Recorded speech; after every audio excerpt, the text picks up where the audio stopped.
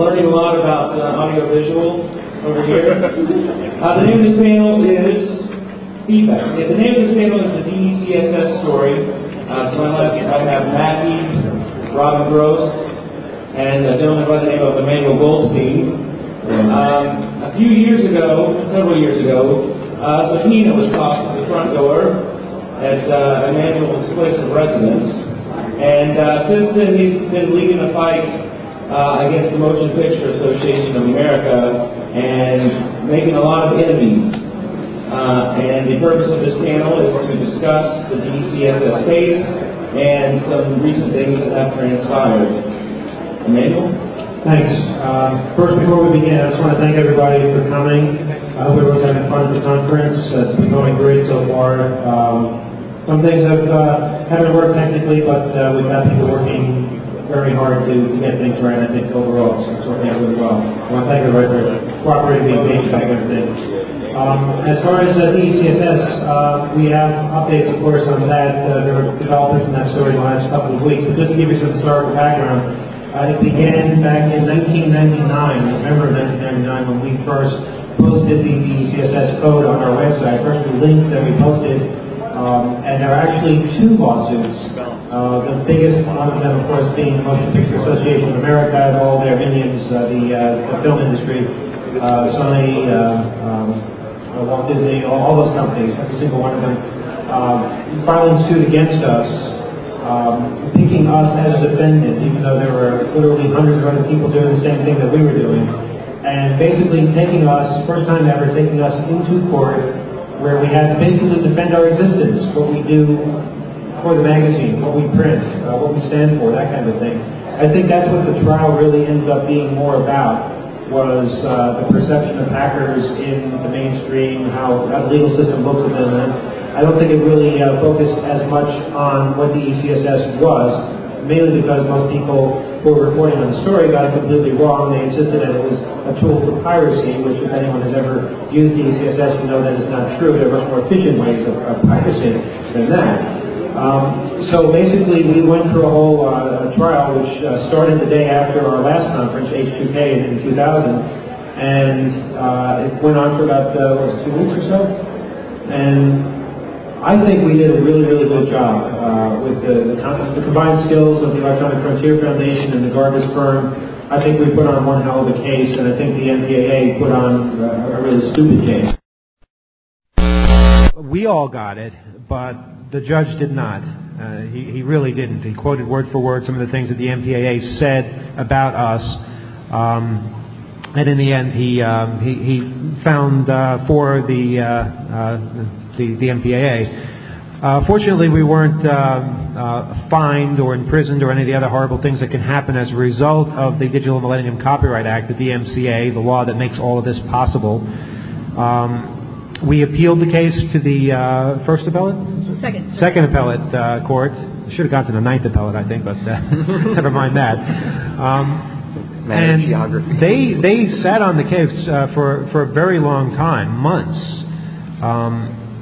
And we thought they were going to come up with something better than what they came up with. They came up with a couple of good things, but for the most part, they pretty much backed up what the original judge had said in our case. And the next step after that was to go to the Supreme Court, which a couple of weeks ago we reached the painful decision that it wasn't in the best interest of either us or the fight against the DMCA to continue.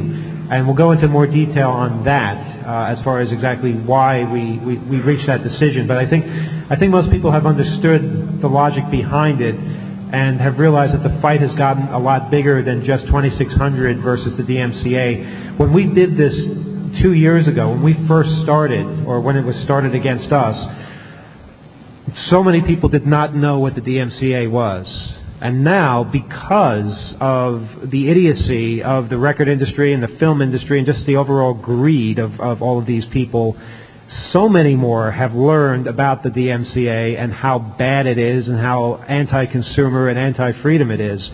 So there are a lot more cases on the horizon. There are a lot more cases that are already existing that are stronger than our case. I'd like to think that we got it out there. We helped people realize what the DMCA was. why it's bad and what this fight means. And now that we started the subject, more people are involved, more people will be involved, and I think in the end we will win. The question is, how soon will that be? That's basically what it's all about, and I'll turn it over to Robin now, and we'll go into some more detail.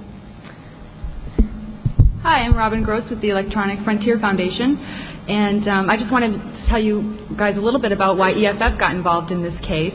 I'll give you a little bit of background about the Digital Millennium Copyright Act, the DMCA. What it does is it outlaws providing someone with information that could help them to bypass technological protection systems. So this includes software, this includes technical information, it can include research, papers, speeches in some context, basically any distribution of information that could help someone to bypass technological protection measures that control access to copyrighted works is now illegal under the Digital Millennium Copyright Act. And if you do it for profit or for some kind of personal or financial gain, you can go to jail, you can go to prison for this. So this is a very serious law, and unfortunately 2600 was one of the first organizations to find themselves behind the barrel of this very powerful gun in the hands of the copyright industry. So when we first heard about, well actually let me tell you a little story about how we actually heard about this case.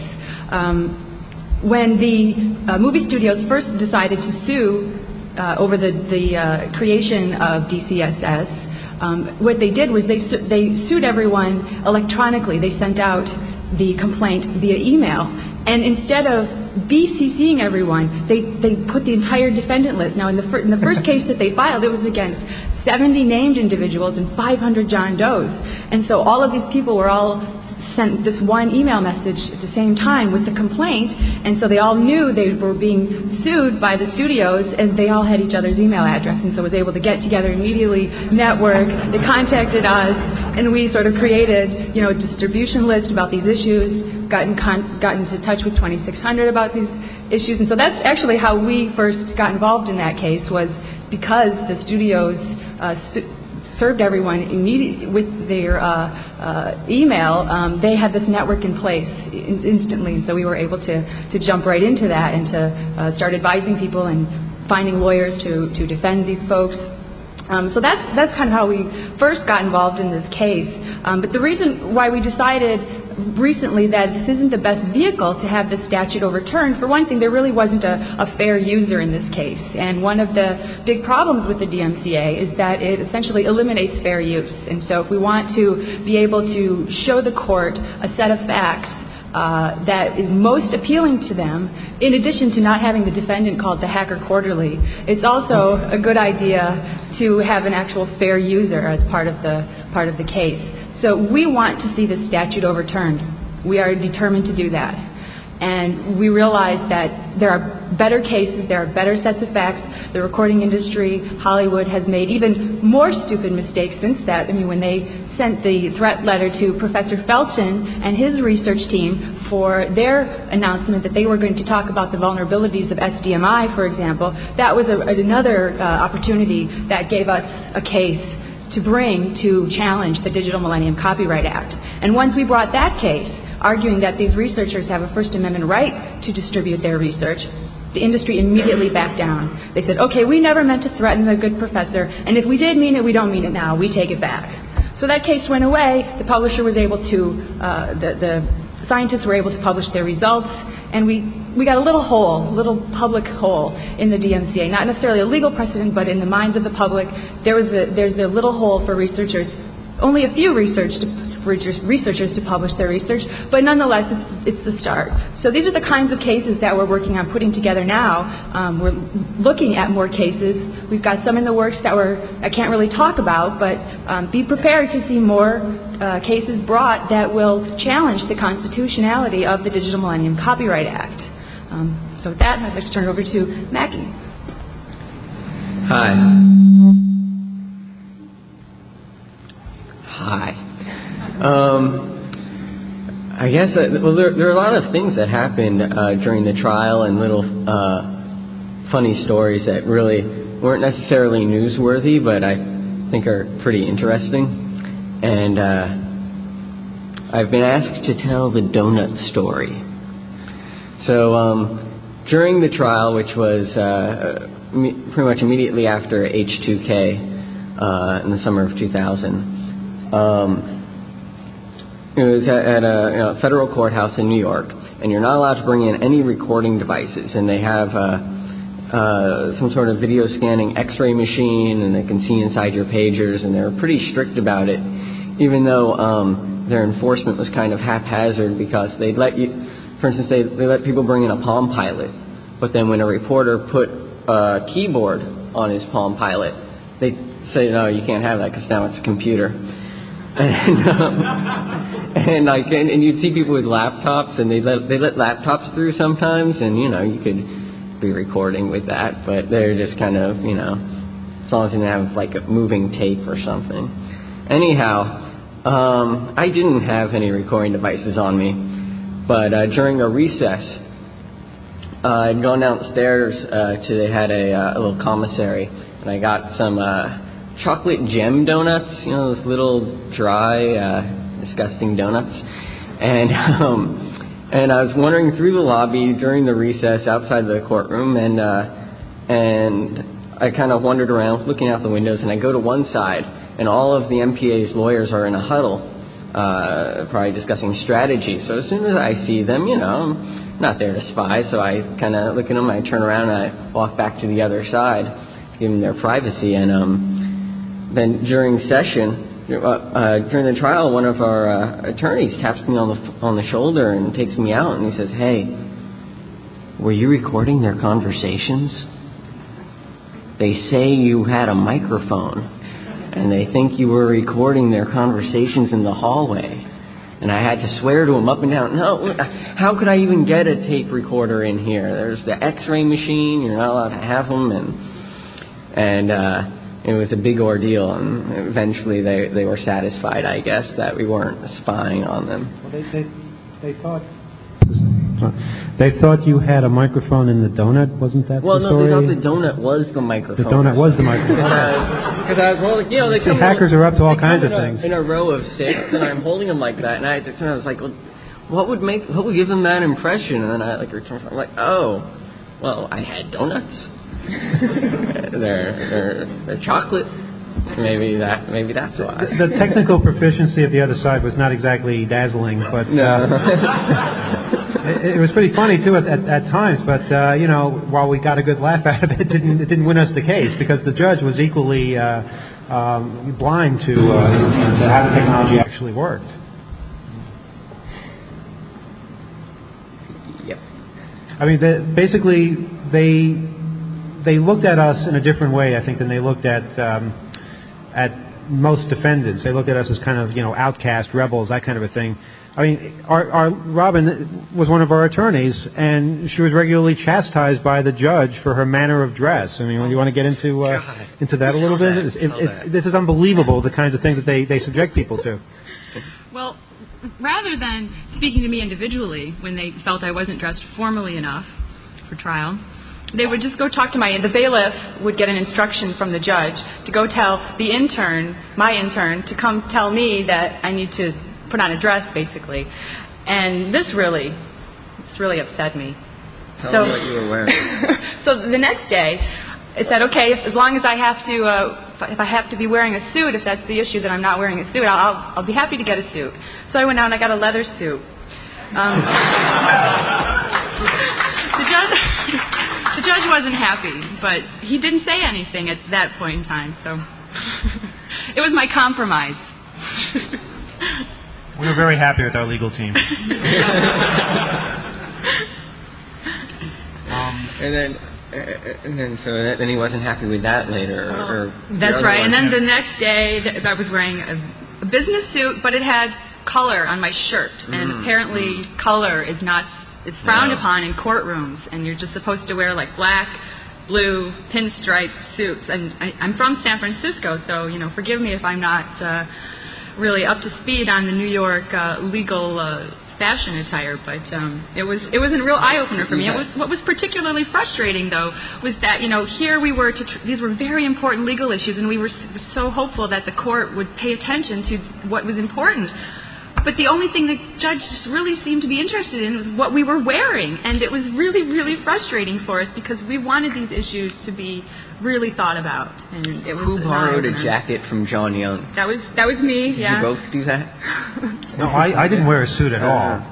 When you had to testify I all of a sudden, when you had to go on the stand. When I had to turn your T-shirt inside out. I had to go into the bathroom, and I think I had a black T-shirt on. I went into the bathroom and turned it inside out, so it looked like I had a regular black shirt, but didn't say anything on it, like, you know, I love feds or whatever I happened to be wearing at the time. I think it was the anti-MPAA shirt. Was I actually wearing an anti-MPAA shirt? I think it was the one with the picture of Jack Valenti on the back. I'm not sure. Yeah, that sounds right. Oh, before I forget, speaking of Jack Valenti, I don't know if people have noticed this, but as one of the films, we're showing the Jack Valenti testimony during the deposition period. It's really scary. He claims to have been sick that day, but I don't know. He's pretty menacing figure there. But you know, I got my picture taken with him at the debate. This was a year later. We were both speaking at the same conference, Web Noise, in Los Angeles, and after his panel, I was wearing my Stop the MPAA T-shirt and had a bumper sticker in my hand, and like his publicist came up to me and was like, "Hey, so I saw your talk," and I was like, "Oh, did you like it?" Meanwhile, I'm trying to get next to Jack because she said he wouldn't pose for a picture, so I had a friend waiting with the camera, and I just kind of like got next to him, and he snapped the picture, and I'm just kind of grinning like. Pretty good. See, we never had anything against Valenti. He seemed to be like this grandfatherly figure that we had no problem with. We would have, you know, loved to have hung out with him and, you know, chatted. But he just does not get it, and he's very aggressive about not wanting to get it. This is a man who, back in the 70s, testified that VCRs were going to destroy the movie industry, and that they had to be abolished, regulated, controlled in all kinds of ways. Well, obviously that didn't work out, and the film industry is still here. And now he's going on about DVDs and digital technology and all kinds of things like that. And unfortunately, the industry is buying it, and the industry is winning. And I think that's a really sad issue. It tells you all kinds of things about the conglomeration of media outlets, how everybody is owned by the same people, and how, I mean, we would be interviewed by particular news agencies, like say CNN, for instance, outside the courthouse. And we'd have to tell them, you know, you're suing us because you're part of Time Warner, and they're suing us, and every media outlet that talked to us was a part of it somehow. So coincidentally, they never quite got the story right. It was always the old party line about how hackers want to copy movies and make money on the internet by trading them. And like, what the fuck are you talking about? It's got nothing to do with that. This is so that you can use a Linux box to play a DVD that you already bought. And nobody seemed to understand why anybody would want to do that. This really is, though, right in line with history in terms of how the industry has responded every time a new technology comes out that they can't control, that interoperates with their works. Back in 1909, when piano rolls first came out, the industry, music publishers tried to outlaw piano rolls as tools of piracy. When radio first was invented, there was attempts to outlaw that by the copyright industry. Manny just told you about VCRs. Believe it or not, they tried to outlaw VCRs. In fact, Jack Valenti stood before Congress, and his exact quote is, "The VCR is to the American film industry what the Boston Strangler is to the woman home alone." Don't you just love this guy? I mean, he's full of things like that. It's great. Fortunately for Mr. Valenti, the Supreme Court disagreed with him and ruled that VCRs are lawful tools because of their substantial non-infringing uses. And particularly fortunately for Mr. Valenti, VCR tape rental and sales is now the #1 most profitable revenue for the movie studios. So it's actually a good thing that they lost that case, and they were forced to figure out a way to innovate and to embrace the technology. And that is really, it seems to be a lesson that they don't learn, and every single time a new technology comes out. Most recently, MP3 players. The recording industry filed a lawsuit to outlaw MP3 players, claiming that they're tools of piracy. Look at the lawsuits filed against peer-to-peer networks, Replay TV, all of these cases are about technologies that the industry does not control, and because the power rests with the hands of the people, it makes them very nervous, and they want that power back in their hands. The thing about digital technology is that they have the ability now to control things in a way that they never were able to control things before, such as with digital television that's being rammed down our throats. They will have the ability to make it so that you cannot record a TV program unless you pay for it, or even play back a TV program you've already recorded unless you pay for it. They want these kinds of technologies to be in place so that they have total control over how you play something back, when you play it back, and how much they know about what it is you're doing with their copyrighted works. The concept of fair use is pretty much a thing of the past in their world. And that's something that we have to be very aware of, and that's something I hope that we were able to bring across in our case so that people saw what the threat is. And I think we should probably talk a little bit about why we chose to stop where we did, and why we think we're better off now than we were when we started the thing. Maybe we can start with Robin, and the rest of us can offer some background. Sure. Well, in large part, we all have this community to thank for the amount of attention that's been drawn to these issues, and the way the word has been spreading, not because you hear about it on CNN, but because you guys are talking about these issues and talking about the DMCA to people that you just meet on streets. And whereas when this first case was filed, nobody had heard of the digital copy millennium. What is this thing? Nobody had heard about it, particularly the reporters. We really had to educate them. Last year, when Dmitry Sklarov, the Russian cryptographer who revealed the vulnerabilities in Adobe software, when he was speaking at DEF CON and then got arrested under the Digital Millennium Copyright Act, there was an entire network, a community in place to rally to his defense. There were protests all over the world at U.S. embassies in Russia, in London, in France. There were massive letter-writing campaigns to the U.S. Department of Justice saying that we, the American people, do not support the prosecution of this young man for writing software that can help people read books. Sounds like a dangerous man, doesn't he? Well, he faced 25 years in prison for this. This is what the law in the books allows. And the American public, the world community, particularly the technologically savvy folks, would not allow this to happen. And so because of the pressure that was put on the government, the charges against Dmitry were dropped in exchange for his agreeing to testify at trial. But that's really no big deal, because all he's going to say is, yes, I wrote the software, and so what? It should be perfectly legal. So I think we have to look at this as a victory, actually, because now we've educated the world. We have created a community of activists who are knowledgeable about these issues, very connected. The internet has been such an amazing tool for that, to allow us to exchange information instantly. We had a lot of folks over in Norway. The original author, one of the original authors of DeCSS, Jan Johansen, is a young Norwegian teenager, and we had folks working in Norway on these cases, and it's really been a kind of an inspiring thing just to see these people coming together and working very hard and rallying around this issue. And we really should be proud that Dmitry was released and allowed to go back to Russia last December so he could be with his wife and 2 young children. Absolutely. I think the community building aspect and the end result is extremely important and can't be undervalued at all, because the amount of support that 2600 received after being sued, and I know H2K helped a lot to just rally everyone together, was really, I think, overwhelming, and it continued to build after that, and I think beyond the community, it was also a growth experience for 2600, because there's a tremendous amount of things at risk that Emmanuel could have gone bankrupt, or the MPA could have taken his house, or burned down his house, or tortured his cat, or it was bad. They're not nice people, and it survived, and we survived pretty much, and it. It's interesting because we've dealt with challenges over the years, usually involving raids of hackers and machines being seized and things like that, or something being shut down. And we developed a saying over the years that every time they attack us, we just get stronger. And I think this really played out well in this particular case because not only did we get stronger, we joined forces with so many other communities that saw the risk here, and we stayed together. We stayed bonded and updating each other. And I think we really have done something that's very necessary.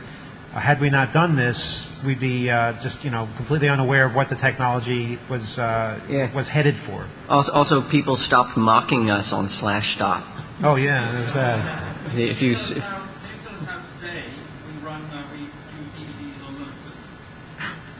on a prayer. What's the practical use today of DeCSS? It was available publicly, it was taken away. I haven't. I've never used DeCSS myself. In fact, I don't really know very many people who have successfully gotten it to run. Nothing against the authors of it, but it wasn't something that was just out of the box that would work. There's lots of different code out there right now to decrypt DVDs under Linux. I'm reminded of the, I think it was an MIT Perl contest where someone wrote the shortest version of DeCSS, like 7 lines or something. On the head of a pin, yes. Yeah. Now, someone tell me, is there a commercial product available today that will play a DVD on a Linux machine? Yes? No? Because I remember back then there was one being announced that, you don't need to do this because it's going to be provided for it. And it always seemed to disappear when it really seemed like vaporware, actually. Yeah. It was something that the industry kept promising. Oh, don't worry about the fact that there isn't a DVD player for the Linux system. We're working on that. We're working on that. But what they fundamentally didn't understand was the idea of open source and of the idea of being able to take whatever technology it is and take it apart, figure out how it works, and make it work for you. Not on this operating system or that operating system, but for you, what works for you. Customize it yourself for your own taste. And that's exactly what they don't want. It's irrelevant which operating system it is. It's who has the control. And because they are so afraid that a copy-enabled public will destroy their revenue sources, that's really what they're trying to take away. Or a public that can fast-forward commercials or play it in different regions. I mean, I think a large amount, what do they really care if you're at home playing a DVD when there's massive commercial piracy throughout the Far East? And that's another thing.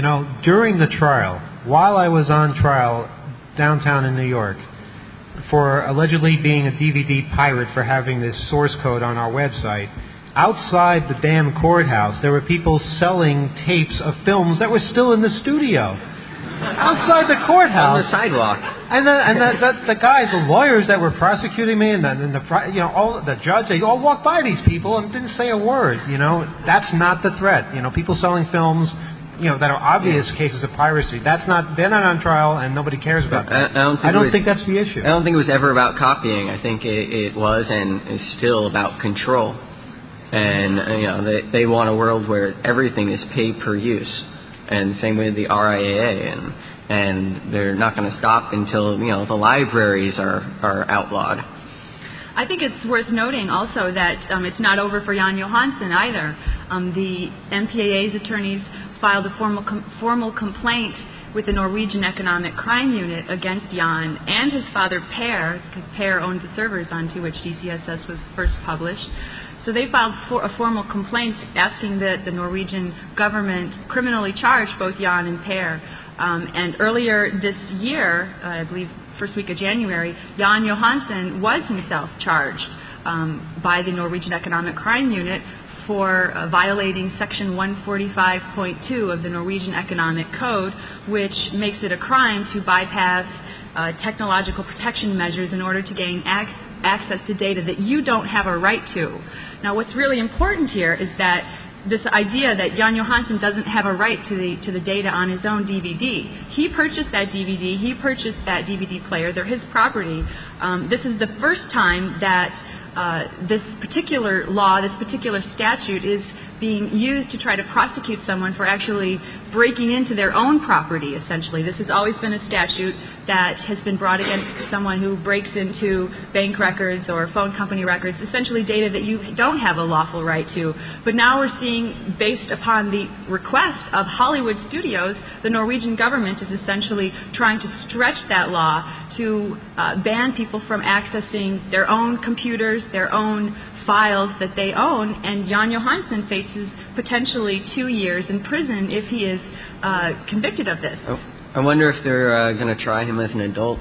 I think he was. I mean, he was like 16 when it happened, right? Yes, that's a good point. But the age is 15 in Norway, so it's not an issue. But there is an update on this. His trial was supposed to start last month, and what happened was the Norwegian government said they couldn't find lawyers qualified enough, or excuse me, judges. There was going to be a 3-judge panel. They couldn't find judges qualified enough, so they've basically put it off and indefinitely. So while Jan Johansson is under this criminal investigation, he's been formally criminally indicted. He's not going to get his day in court. He's not going to get his opportunity to tell his side of the story. And for one thing, the Norwegian public doesn't support the prosecution of this young man. He won an award the year he invented DeCSS by the Norwegian government. So it's... At least they're honest about it over there, though. They admit that they don't have judges qualified to deal with it. We're not honest about that. We just put the judges that are unqualified to deal with it up on the stand, and you know, they judge based on archaic understanding of these technological issues.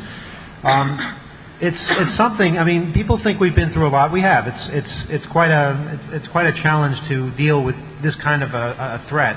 I mean, the massive show of force that every single Hollywood studio versus you can generate is unbelievable.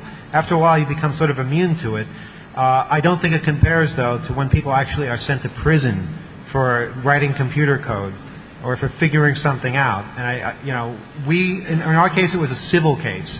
They could have, you know, let us dry for the rest of our lives, you know, financially, but we weren't going to prison. I think there is a difference there. I'm not quite sure myself why some of these cases are brought up as criminal cases and some are civil cases. Maybe the criminal portion of the DMCA hadn't become effective yet, right? Oh, okay. No, they could have. They could have. It was the different part of the DMCA that hadn't become effective yet. But they could have gone after him criminally because presumably, you know, your website makes money, right?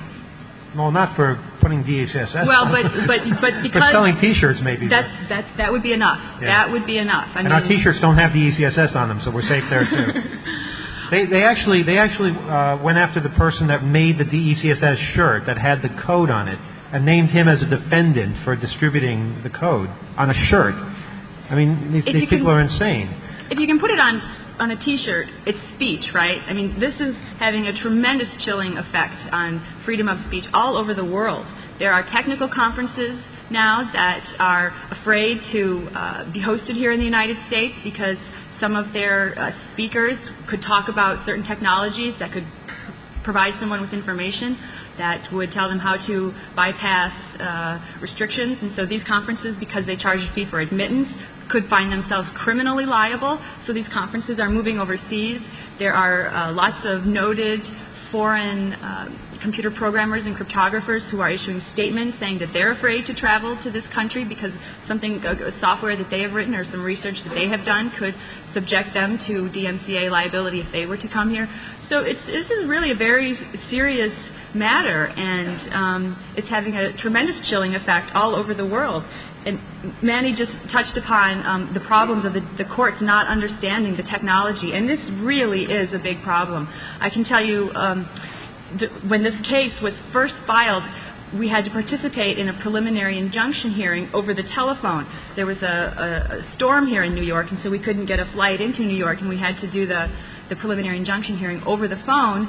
And at the end of the hearing, when the judge decided he was going to rule in favor of the studios and issue an injunction against 2600 Magazine saying you're not allowed to post DeCSS, the MPA's lawyers then said to the judge, well, how about, you know, linking? We would like for them to be enjoined from linking to DeCSS as well. And the judge said, linking? What's that? So here, you know, he is in a very important position. He is being asked to rule on whether or not this magazine, this journalist, is allowed to provide certain kinds of information and link to other sites, and he doesn't even understand the fundamental nature of the technology, and, you know, relies upon the MPAA to explain it to him. And if you have a chance, all the transcripts are on the 2600 and the EFF websites. read the transcript of the preliminary injunction hearing, because he did not like you. And they were, you know, like, it was not very sympathetic. We had this lawyer who, you know, I'm sure he's a very nice guy. He had been sued as part of the California case, the first case. He had been named, but he was a New York attorney, so and you needed to have at least one attorney there who was admitted to the New York bar, and there was like a couple days notice, and there was a hearing in the other case a couple days before that the EFF had to be doing in California, so there was like no time. So this guy was in chambers while Robin and others were on the phone, and the judge would just, you know, cut him off just like mid-sentence and be like, well, you know, why are you talking? And let's not forget the time frame of this, too. We were all out in California at the time, on the eve of Kevin Mitnick's release from prison, finding out that we had to run to a Kinko's 2 towns over to get DeCSS off the website, or we could be in all kinds of severe legal trouble when we got back to New York. Well, forget about New York. You were going to be surrounded by U.S. Marshals in the morning when Kevin was getting out of prison. And they all knew who you were. Yeah, it really was an unreasonable situation. We did get some good out of the appellate ruling, though. The Second Circuit Court of Appeals did say that code is a form of speech. And Robin, how significant was that? Sure. Well, that's actually a really important decision now, because the Second Circuit has held that computer code is creative expression worthy of First Amendment protection, as the Ninth Circuit has held, as the Sixth Circuit has held. So there's pretty much agreement among the appellate courts now that computer code gets First Amendment protection. So this is a good step. The court gives with one hand and then takes with the other. That's because being eligible for First Amendment protection is not the end of the story. There are different levels of First Amendment protection that are afforded to different kinds of speech. Commercial speech gets less protection than critical or political speech, for example. And so what the court did was said, yes, it is creative expression worthy of First Amendment protection, but it's going to be the lowest. It's going to be one of the lowest levels of protection. So on the one hand, it was a small victory because this court was able to recognize that computer code was expression. And it's important, too, because at the beginning of this case, the judge did not see at all how there was any creative aspect of computer code, not at all. And it really wasn't until Professor David Tureski from Carnegie Mellon University got on the stand and walked the judge through how you can understand computer code. And if there's any testimony from trial that you want to read, I highly recommend this, because it was riveting. It was so interesting. The judge even got up from behind his seat and was sort of walking back and forth and scratching his head, and you could see that he was really having his mind challenged on these issues. It wasn't ultimately challenged far enough, but it was kind of an interesting thing to actually watch. We also, I don't want to miss out on thanking people, but we really have to thank Kathleen Sullivan for her incredible testimony before the Second Circuit, which she did for us pro bono. And that's available in audio form on our website too. It's just, I think it was really compelling. She did a great job bringing up the issues. It didn't convince the Second Circuit Court of Appeals to take our side, but I think it stated the case very well. And it forced them to take it seriously, I think. Yeah. I don't want to lose the opportunity to take questions. Is there anything else you guys want to? How much time do we have? I was going to say one. I'll do this quick. Okay, do it quick. We mentioned earlier about how the problem with educating the judge, and it really wasn't for a lack of experts on either side, because there's great people working and submitting briefs on our behalf.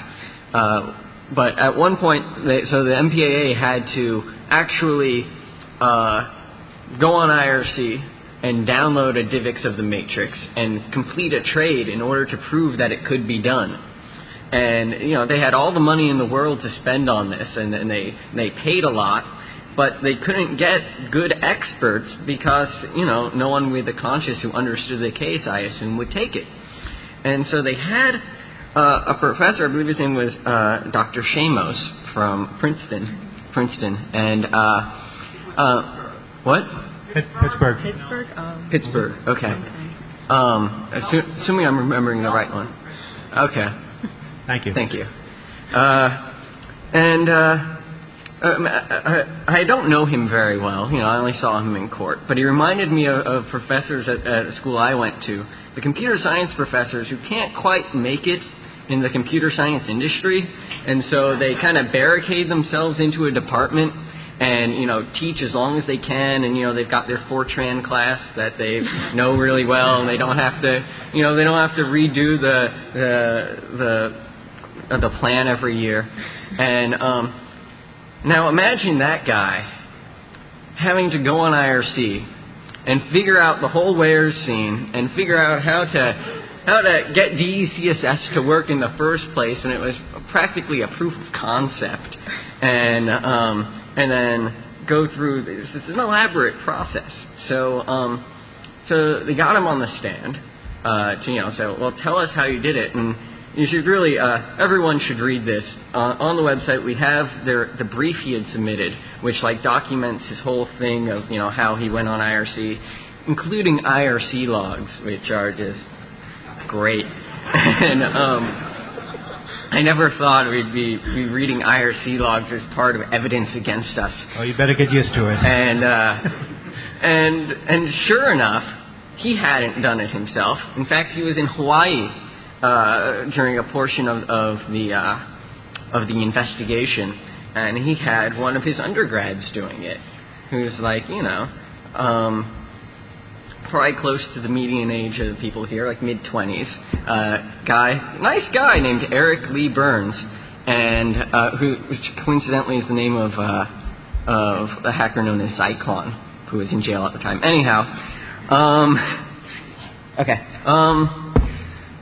So yeah, so it turns out this undergrad did the whole thing, and we deposed him because Dr. Shamos, when he was on the stand, had no idea how any of it worked. It's like, oh well, gee, I wasn't there for that part, and of course, if you've been on IRC before, and if you're going to be pirating a movie, the odds are you've done it before. You're not going to, you know, spend 10 hours the first time and have no idea how IRC works.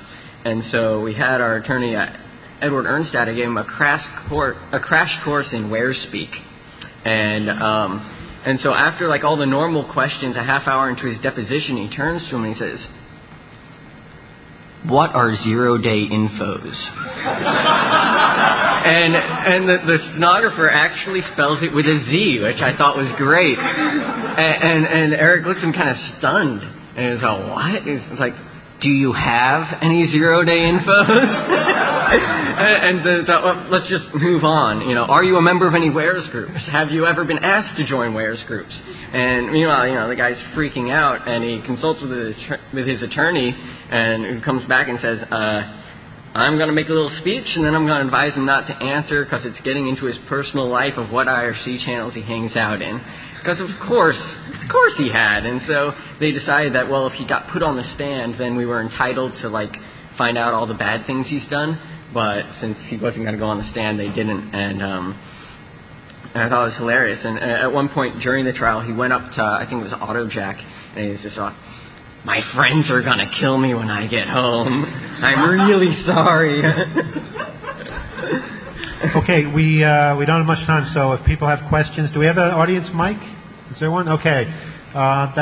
Raise your hand, this guy will go over to you with a mic, and don't start talking until he gets to you, otherwise nobody will be able to hear you. Make your questions nice and brief so we can have a few of them. I'm curious, I understand why you're worried about pre-use and that sort of thing, of things you owned, and why you're going through the legal system to try to do that.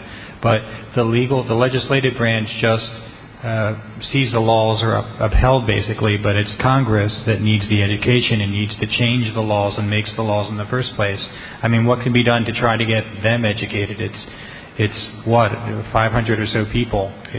It's got to be easier to educate them or get them influenced than to educate all the media companies out there. Interesting perspective is that the DMCA was passed by a voice vote. There's no indication as to who voted for it, if anybody voted against it.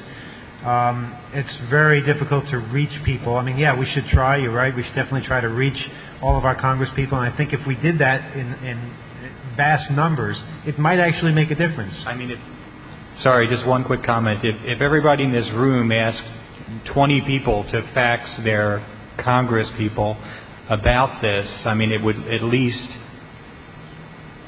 maybe get them thinking about it. That's right, and we've got a part of our website now called the Action Center, where people can go to and you can type in your information and it will automatically send the fax to your senator, to your congressman, or whoever it is that you want to be targeting with this particular message. And I think that's a really important point, that we've got to be educating Congress about these issues. Representative Boucher, a Democrat from Virginia, has already said that he's very concerned about the DMCA, wants to propose some legislation to curtail it. Hasn't been done yet, so we don't really know what that's going to look like. But he's really the only one, the lone voice. And the DMCA was very, very popular when it passed through Congress. Congress is very much in the back pocket of Hollywood, more than any other industry. And in some ways, it doesn't make sense, because you've got this $30 billion industry, Hollywood, bossing around this $400 billion industry, the computer industry, and Congress doesn't seem to make that connection as to who they really should be paying attention to in a lot of respects. Is there anyone here who is represented by Representative Boucher? Okay, well, I suggest that you contact him and tell him that he's on the right track. And I think people need to hear positive reinforcement as well as negative reinforcement. And if you're lucky enough to have somebody who seems to get it, make sure they know that it's appreciated. Do we have another question? Actually, it's just more of a shameless plug. I actually run the site. Congress.org allows everybody to do whatever you want to, send messages. That you can actually have letters printed by my company and hand-delivered to your congressman for a fee. And we can get all three, two congressmen or two senators and your congressman for like $10. So I'm probably going to regret this in a few minutes, but well, here it is. There were more people that registered and used Napster than voted in the last presidential election. So if we really wanted to make this an issue, we could. Not that we're all a bunch of Napster users. Or 18. Go ahead. Question?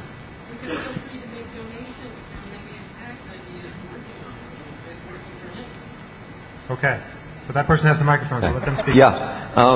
On Wednesday the 17th, coming up in the afternoon at the U.S. Department of Commerce Technology Administration, is going to be having a panel with Jack Valenti, Microsoft, IBM, the RIAA, and a whole bunch of these guys, and very few of ours. But it is open to the public, so if you're interested, look in the usual channels, or you can get, and it's open for public comments as well on this tiny little thing on their webpage. The webpage is ta.commerce. Whatever it is. I forgot. There's a gov at the end, but you should be able to find it if you look. It's on /dot and so on. Is the EFF going to be involved with that? We haven't been invited. Okay, they had one of these last December too. This is part 2. Okay, we have time for a few more questions, so let's try to make them as quick as possible. Raise your hands and we'll get your microphone.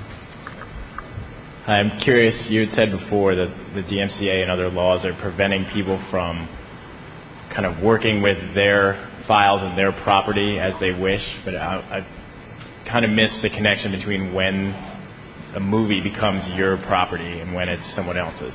I'd be happy to answer that. Copyright is about dividing up different rights amongst different parties, and under copyright law, the creators get certain rights, but the public also gets certain rights. Things like fair use privileges, first sale doctrine privileges, things are supposed to fall into the public domain at some point. So it's when you buy a DVD, for example, it's true that the movie studio owns they are the owner of the copyright, but you own the physical medium, and you have the right to view and access and enjoy that movie at your leisure, at your will. So it's about dividing up the rights, and the fact that they're trying to use the DMCA to actually take some of the rights that are supposed to reside with the public and just sort of usurp those, because the technology allows them to control it, even though technically it's supposed to belong to the public. The technology allows them to control it, and any attempt to bypass that technology is against the law. So if you try to access it in a lawful way to make your fair use rights, you're not able to. The law prevents you because the technology prevents you, and the law backs it up. And the way the judges see this, they say that you can still preserve your fair use rights by simply using an analog technology, you know, such as making a camcorder recording of a TV set, it's playing a digital signal. It's ridiculous things like that, which obviously are only temporary at best, because we're moving into a digital age where everything is going to be digital, and if they have this kind of control over the technology, it will be complete. And even though we are moving into a digital age, there is even an effort in Hollywood right now to do what's called plug the analog hole, is what the engineers are calling it. And so all kinds of televisions and all kinds of devices that are coming out, they want to have some mechanism in place so even the analog signal can't be copied appropriately. So it's not even, when Hollywood was arguing, well, don't worry about not being able to make the digital copies because you still have analog technology, they're working behind the scenes to take away that analog ability too. We have 2 minutes. Next question. Yes, I had heard that the Parliament in Australia was investigating the DVD industry because of the region coding as a possible monopoly.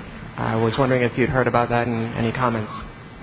Yes, that's a very good point, is how the DMCA is being used to create a monopoly in certain industries, and it's very anti-competitive. DeCSS was originally created as part of an effort to create an open source DVD player for the Linux operating system, because some Linux users wanted to be able to watch their DVDs the same way Microsoft users do. But the problem is because anytime you need to be able to decrypt something, you have to unlock it in order to view it, you are bypassing the technological protection measures. So you violate the DMCA simply by trying to build a device that reads their content. So it's extremely anti-competitive. And the region coding issue is a big one too. You buy a DVD in one part of the world, it won't play on DVD players sold in another part of the world. And the reason they do this is because they want to control the flow of the DVDs. They don't want someone buying 100 DVDs in the United States of the hottest new release and then shipping them off to China where they'll be duplicated and sold, for example, and played there.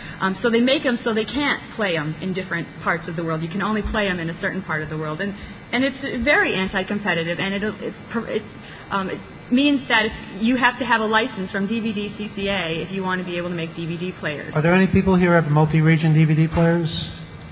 Oh, good. That's great. Because most people don't, and most people are missing out on literally a whole world of things that are out there. And I encourage anybody thinking of getting a DVD player, only get multi-region, because there are all kinds of things you can't see otherwise. We want to thank everybody for attending, and thank you.